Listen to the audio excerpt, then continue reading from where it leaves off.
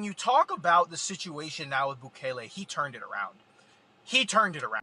The benevolent liberal Kamar has just made dictatorship apologia. Frankly, it's shitty dictatorship apologia. It's not good at all. It relies on a fundamental misunderstanding of MS-13 and what El Salvador and Bukele actually did to fight crime and murder. For starters, MS-13 is not the cartel. It is not the mafia. The cartel is a bourgeois institution. It's basically a corporation, as well as a pseudo-government.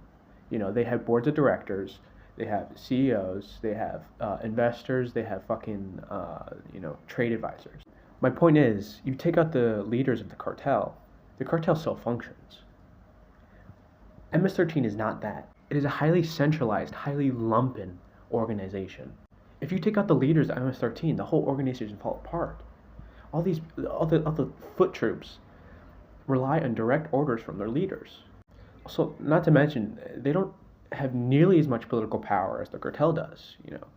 Sure, they bribe people in the government, but that's not nearly the same as the cartel. They're basically their own governments, local governments. They take care of communities, for better or worse, which is why it makes it so hard to fight the cartel.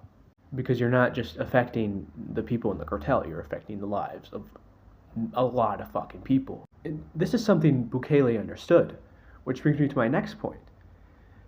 Bukele's prisons, his concentration camps, are not what lowered crime and murder in El Salvador. It was secretly negotiating with the leaders of MS-13, making deals.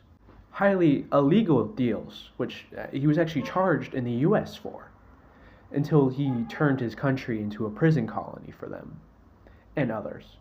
Anyways, when you look at crime and murder statistics in El Salvador, they start lowering before Bukele's concentration camps.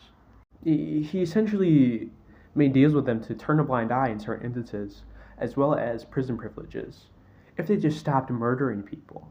And it fucking worked. He didn't need a state of emergency. He didn't need a suspension of elections. He didn't need a suspension of the judicial branch. He didn't need to have it so you don't need to be charged with anything to be arrested and imprisoned. He didn't need any of that. He did that because he's an opportunist. He did that because he's a fucking dictator. Another point I want to mention is that the crime statistics and murder statistics are completely manufactured in El Salvador.